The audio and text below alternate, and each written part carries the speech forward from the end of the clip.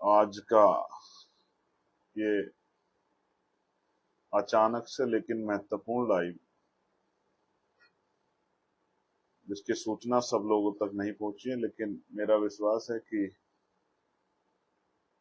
जब मैं अपनी बात रख दूंगा तो आप इस बात को जरूर सुनेंगे। और ये इसलिए कि आपको पता होना चाहिए क्या हुआ,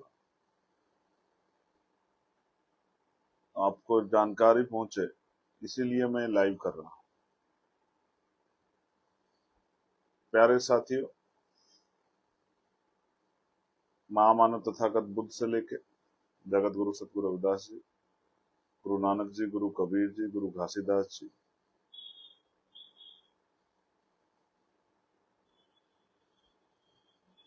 सदगुरु समनदास जी, गुरु ज्ञान भिक्षुदास जी, संत गाडगे जी महाराज, नारायणा गुरु, राष्ट्रपिता ज्योतिबा फूले, छत्रपति साहू जी महाराज, मान्यवर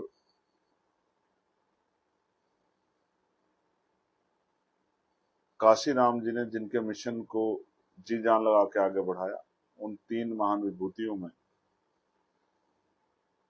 डॉक्टर बाबा साहब अम्बेडकर, भगवान बिरसा मुंडा, गुरु वाल्मीकि जी,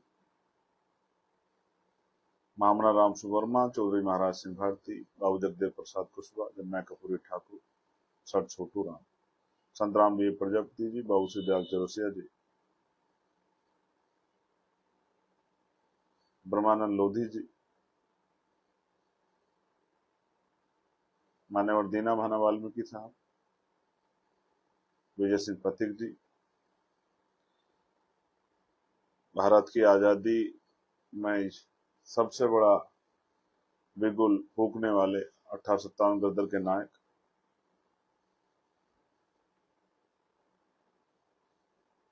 जिनके नेतृत्व में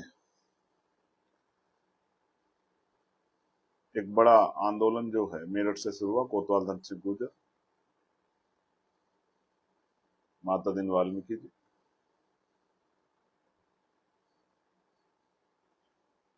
कुंभाराम आर्य जी और मेरे राजनीतिक गुरु मान्यवर साहब श्री काशीराम जी। और उत्तराखंड पे बात करूंगा तो हरसी प्रसाद टमटा जी को भी मैं अपनी श्रद्धा की सुमन अर्पित करता हूँ। प्यारे साथियों, आज हम लोगों को केतन भाई के परिवार से मिलने जाना था, और उनके दुख को, उनकी तकलीफ को जान के, और जिस तरह की स्थिति में है उन सब चीजों को जान के फिर उन पे अधिकारियों से बात करनी थी। और बाकायदा जो एक संवैधानिक प्रक्रिया है, वहां सूचना भेज के परिवार के पास, जैसे कई बार होता है कि साथी कहते हैं कि भाई आप बिना सूचना के चले जाओ, बिना सूचना के जाने पर कहीं कोई घटना हो जाए, जिस तरह के माहौल वहां है, या फिर परिवार ही वहां ना हो तो वहां जाके क्या करें। तो प्रॉपर एक सूचना तंत्र, और हम लोग संवैधानिक पदों पर है, हमारी जिम्मेदारी है कि हम संवैधानिक प्रक्रिया का पालन करें। इन सब बातों को ध्यान में रखते हुए हमने अपने ऑफिस से सूचना एडमिनिस्ट्रेशन को, यहाँ के डीजीपी को, यहाँ के आईजी को जो आईजी गढ़वाल है, यहाँ के एसएसपी टिहरी और डीएम टिहरी को भेज दी थी। और उसके बाद जो हुआ आपने देखा। लेकिन आज बड़ा महत्वपूर्ण दिन भी, आज ही के दिन 2023 में मुझे गोली लगी थी, तो मेरे लिए बहुत महत्वपूर्ण दिन है, मौत से सामना हुआ था, लेकिन आप सबके आशीर्वाद से जिंदा हूं। करोड़ों माओ बहनों के, बड़े बुजुर्गों के, संतों गुरुओं महान पुरुषों के, और तमाम मुझे चाहने वाले, मुझे प्रेम करने वाले, मेरे लिए दुआ प्रार्थना करने वाले सब साथियों के उस विश्वास की वजह से जिंदा हूं आपके बीच में। तो हुआ ये कि हम जब वहां गए तो पुलिस ने बैरिकेटिंग किया हुआ था, और स्थानीय पुलिस के साथ साथ जहां की बैरिकेटिंग का मतलब नहीं था, क्योंकि घटना टिहरी की है, लेकिन हरिद्वार में बैरिकेटिंग किया हुआ था। और पैरामिलिट्री फोर्स, एसएसबी और आईटीबीपी के जवान लगाए गए थे हम लोगों को रोकने के लिए, जो बंदूक लेके कंधे पे हमें रोकने का काम कर रहे थे। पुलिस के साथी डंडे लेके और वो आईटीबीपी के साथी बंदूक और डंडा लेके हम लोगों को रोकने का काम कर रहे थे। हालांकि मैं हमेशा कहता हूं कि मुझे पुलिस पे भी और पैरामिलिट्री फोर्स पे अपनी गर्व है, क्योंकि पुलिस के माथे पे, पुलिस के जवानों के माथे पे अशोक चिन्ह है। और पैरामिलिट्री फोर्स का मैं एक बड़ा समर्थक हूँ, चाहे उनको शहीद का दर्जा मिले जो नहीं मिल रहा है, चाहे उनको पुरानी पेंशन का लाभ मिले या उस तरह का सम्मान मिले, मैं इसका बड़ा समर्थक हूँ, क्योंकि मैं पैरामिलिट्री फोर्स के काम को देखता हूँ। तो जब मैंने उन जवानों को देखा तो मुझे समझ आया कि ये थोड़ा सा आज तैयारी मजबूत करके बैठे हैं। फिर भी हमने उनसे हाथ जोड़ जोड़ के आग्रह किया, और किस तरह का सलूक किया गया मैं उस पर नहीं जाना चाहता। मैं तो माननीय काशीराम साहब को नेता मानता हूं, तो वो ये कहते थे कि अगर समाज की लड़ाई लड़ने जाओगे, मिशन का काम करने जाओगे, 3 चीजों के लिए तैयार होकर जाना: आरोप, अपमान और नुकसान। आरोप भी लगेंगे, दुश्मन भी लगाएगा, और जो चमचे टाइप नेता तैयार हुए दूसरी पार्टियों में सिर्फ आपके नेताओं को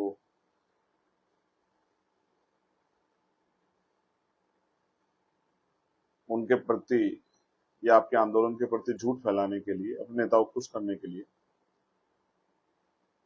इस तरह के आरोपों का सामना उनसे भी करना पड़ेगा। इनके लिए ही माननीय काशीराम साहब ने चमचा युग जैसी किताब लिखी थी। आप पढ़ोगे तो आपको अच्छा लगेगा, पता लगेगा कि अगर ये सारे दल अच्छे होते, बाबा साहब अम्बेडकर अपना दल क्यों बनाते। स्वतंत्र लेबर पार्टी और शेड्यूल कास्ट फेडरेशन और आरपीआई जैसे दल क्यों बनाते, सारे दल वही थे। अगर ये इतने अच्छे होते तो बाबा साहब अम्बेडकर समझदार नहीं है लोग, लेकिन उनके नाम पे बहुत सारे लोगों की दुकानदारियां चल रही है, इसमें कोई दो राय नहीं। तो आरोपों के लिए हम तैयार हैं और बहुत लंबे समय से इसका सामना कर रहे हैं। अपमान जो है, क्योंकि जिनकी लड़ाई लड़ने जा रहे हैं उन्हीं को बेचारों को भी सही तरह नहीं पता है कि उनका असली कौन नेता है या नकली कौन नेता है, कौन उनसे सिर्फ राजनीतिक स्वार्थ रखता है, कौन उनके लिए मर मिट रहा है, कौन उनके लिए सीना तान के खड़ा है।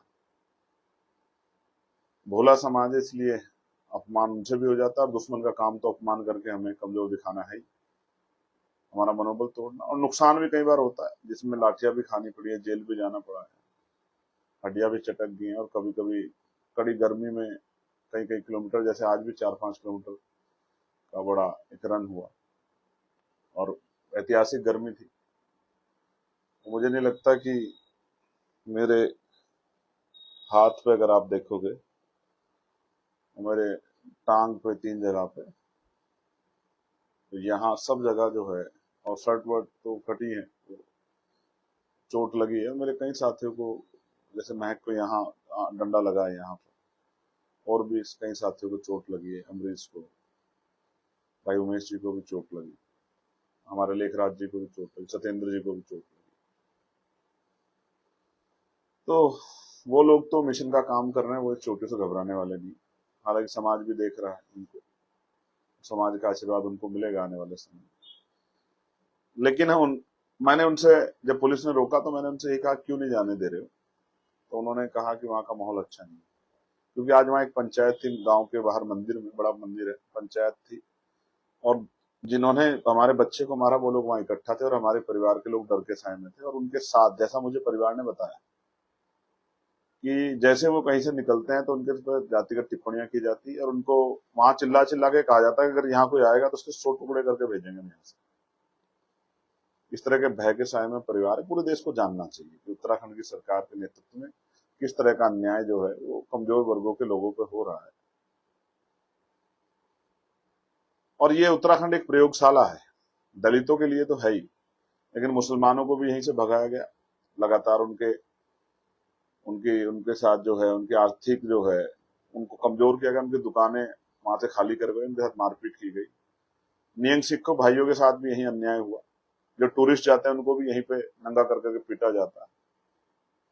ये एक अलग तरह की डेमोग्राफी बनाई जा रही है, और दलितों के साथ तो मैंने कल भी बताया था कितना अन्याय, कितना अपमान, और कितनी बार ये उसके, मैंने कल भी बहुत सारी घटनाएं बताई थी। और फिर इस तरह के चैलेंज जो है, अब ये चैलेंज वो हमें नहीं कर रहे हैं, ये चैलेंज कर रहे हैं वो उत्तराखंड सरकार को, उत्तराखंड के डीजीपी को, चीफ सेक्रेटरी को, उत्तराखंड के मुख्यमंत्री को, वहां के एसएसपी डीएम को, डीआईजी आईजी को, कि वो आंखें खोल के देखें कि ये लोकतांत्रिक प्रदेश में जहां कानून का राज है, संविधान का राज है, वहां इस तरह की हत्या करने की, टुकड़े कर देने की चीजें और पीड़ितों के खिलाफ पंचायतें हो रही, ये पहले यूपी में होता था, वहां होने लगा है। तो मैंने उनसे कहा कि आप अपनी गाड़ी में ले चलो, 15 लोग ले चलो, हमारे 10 लोग ले चलो, अपनी गाड़ी में ले चलो, मिला के ले आओ। उन्होंने कहा कि हम बात कर रहे हैं। फिर मैंने उनको दूसरा वो दिया कि भाई अगर आज दिक्कत है, वो कह रहे आज संडे है, थोड़ा माहौल गर्म है, तो कल ले चलो, परसों ले चलो। ये भी बात मैंने उनके सामने रखी। और मैंने ये कहा कि परिवार से कहीं मुलाकात करा दो, ये भी आप तय कर लो, जरूरी नहीं वहां जाना, पर आप आधे रास्ते बुला के, लेकिन परिवार इतने डर के साए में परिवार वहां से निकलना नहीं चाहता। लेकिन जब मैंने परिवार से बात की तो परिवार ने कहा कि भैया अगर आज आपको आने से रोक दिया इन्होंने, तो हम यहाँ कल पलायन कर जाएंगे यहाँ से, क्योंकि हमारी जान खतरे में। तो मैंने उनको कहा पलायन मत करना, मुझे एक दिन का समय और दो। और अंत बहुत धक्का मुक्की और तमाम तरह की पीड़ाओं के बाद ये तय हुआ कि 30 तारीख को हम लोग वहां उस परिवार से मिलने के लिए जाएंगे। ये सीनियर अधिकारियों ने आश्वासन दिया, और हम संविधान को मानने वाले लोग हैं ना, हमने उनके आश्वासन को स्वीकार किया, उसका सम्मान किया, और हम लोग 30 तारीख को जाएंगे उस पीड़ित परिवार से मिलने के लिए, ऐसा हमने तय कर लिया। क्योंकि प्रशासन ने और पुलिस के वरिष्ठ अधिकारियों ने आपस में चर्चा करके हमें यह आश्वासन दिया कि आज आप रुक जाइए, हम लोग 30 तारीख को आपको पूरी व्यवस्था करा के परिवार से मिला के लेके आएंगे। तो मैंने भी सारे काम छोड़ दिया, क्योंकि आज इस परिवार के मन में जो विश्वास है भीम आर्मी, भारत एकता मिशन और आजाद समाज पार्टी के प्रति, हमारे नेताओं के प्रति, उसको कमजोर नहीं पड़ने देना। पढ़ने तो किसी पीड़ित के विश्वास को नहीं देना, लेकिन आज इस परिवार को ज्यादा जरूरत है, इसलिए इस परिवार के साथ खड़ा होना बहुत जरूरी है। इसलिए मैंने, क्योंकि आपको जानकारी होनी चाहिए कि हमारी कोई डिमांड गलत नहीं थी, लेकिन जिस तरह का सलूक आज पुलिस के द्वारा किया गया, एक चुने हुए सांसद के द्वारा के साथ, जो देश की सबसे बड़ी पंचायत का मेंबर है, पैरों में बटे मारना, बंदूक की पेट में बटे मारना, ये सब चीजें, इनसे हम लोग घबराने वाले नहीं है। वो हमारे कपड़े फाड़ सकते हैं, हमारे हौसले को नहीं तोड़ सकते। इसलिए मैंने उनको कहा कि भाई पैदल भी जाएंगे, कभी धूप में भी जाएंगे, बारिश में भी जाएंगे, आंधी तूफान में जाएंगे, अपने परिवार के साथ खड़े। मैं आपको विश्वास दिलाता हूं कि हम हर जगह आपके साथ खड़े, हमेशा आपके साथ खड़े। हमारे लिए राजनीति, क्योंकि बाबा साहब अम्बेडकर ने कहा कि political power is the master की, और राजनीतिक सत्ता वो चाबी है जिसके द्वारा आप अपनी सारी परेशानियों का हल कर सकते हैं। और इसलिए उन्होंने आपको वोट का अधिकार दिलाया कि जिन लोग, जो अधिकार आपको अब तक नहीं मिले, वो राजकाज बना के आप ले लोगे। लेकिन मैं फिर कहता हूं कि राजनीतिक से ज्यादा सामाजिक आदमी, मुझे अपने लोगों के साथ जब अन्याय होता है, बहुजन समाज के साथ, मुझे दर्द होता है। मैं उस दर्द के लिए कई बार इस तरह की हदें पार कर जाता हूं जो सुरक्षा के मानक पे भी, और वैसे भी मेरे लिए ठीक नहीं है, स्वास्थ्य के लिए भी, लेकिन फिर भी मैं इस दर्द के सामने रोक नहीं पाता खुद को। ये मेरी शक्ति भी है, मेरी कमजोरी भी, आप इसको कह सकते हैं। लेकिन मैं राजनीतिक सत्ता इसलिए तैयार करना चाहता हूं, अपने हाथों में चाहता हूं, जिससे कि इस तरह का अन्याय कभी हो ना। सोचो अगर आज राजनीतिक सत्ता हमारे हाथ में होती, उत्तराखंड में हमारे 4, 5, 6 एमएलए भी होते, तो आज विधानसभा जब चलती तो हम उसको चलने नहीं देते किसी कीमत पे, जब तक इस तरह का अन्याय बन नहीं। और जवाब मांगते मुख्यमंत्री उसके सामने खड़े होकर आंख से आंख मिला के हमारे। और उससे अलग भी हम डीजीपी और चीफ सेक्रेटरी और मुख्यमंत्री का भी घिराव करते अगर आज हम पे आप राजनीतिक शक्ति उत्तराखंड में होती। लेकिन अगर राजनीतिक सत्ता की चाबी हमारे हाथ में होती, तो आज वो डीएम और एसएसपी दोनों सस्पेंड होके घर बैठे होते। वो एसएचओ, वो पूरा थाना, सीओ, जिनके होते वहां इस तरह की पंचायतें हो रही हैं और हमारे लोगों को डराया धमकाया जा रहा है और 100 टुकड़े करने की बात की जा रही है, जब भय का माहौल बनाया जा रहा है, उनमें से एक अधिकारी कुर्सी पर नहीं होता। मैं आपको वचन दे के कहता हूँ इस बात को, अगर आज हमारे हाथ में पावर होती है, उनको पता लगता किस तरह से अपराधियों का साथ दिया जाता है।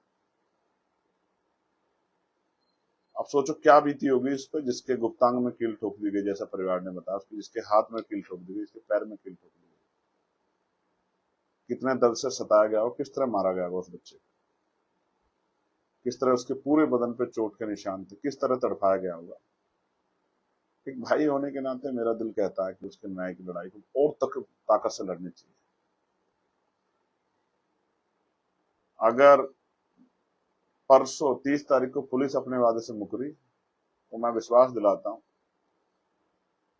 कि फिर ऐसा आंदोलन होगा उत्तराखंड में जिसकी कल्पना सरकार ने नहीं की। मैंने कल भी ये बात कही।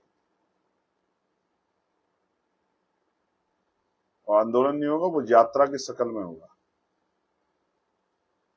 और वो यात्रा चलेगी मुख्यमंत्री आवास की तरफ सहारनपुर से। इस बात का भी मैं आपको विश्वास दिलाता हूं।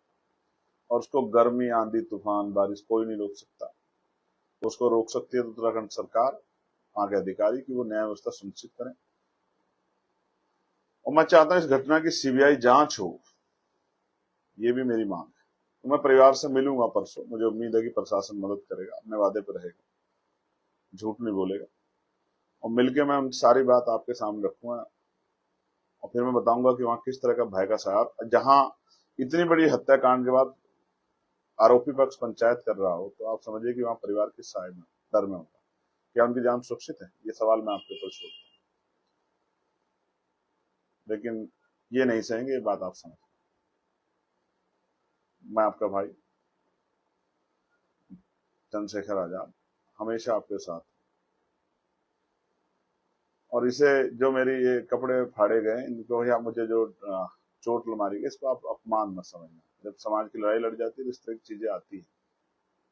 हम सत्ता के खिलाफ लड़ रहे हैं, तो वो हमारा मनोबल तोड़ने के लिए सब कुछ करेंगे। आप लोग हिम्मत बना के रखो, वो कुर्सियां तोड़ देंगे जिन कुर्सियों बैठ के आपके लिए, आपके खिलाफ अन्याय हो रहा है। और ये तो सिर्फ कुर्सियां इसलिए तोड़ी जाएंगी कि वो अन्याय कर रहे हैं, लेकिन जब कुर्सी पे आपका आदमी बैठेगा तो फिर आपके लिए रोजगार से लेकर आपके सम्मान, सुरक्षा, सबकी गारंटी होगी। ये भी मैं आपको विश्वास देता हूं। जय भीम, जय भारत, जय संविधान, जय मंडल, जय जोहार, जय लोकतंत्र, जय विज्ञान, जय जवान, जय किसान। मैं आपका भाई चंद्रशेखर आजाद। जिन पुलिस के भाइयों ने आज इतना सम्मान बख्शा, उनको धन्यवाद, क्योंकि उन्होंने जो कुछ किया सरकार के सहारे पे किया। सरकार का ये उधार चुकाऊंगा 27 में, इस बात का भी आपको वादा करता हूं। धन्यवाद।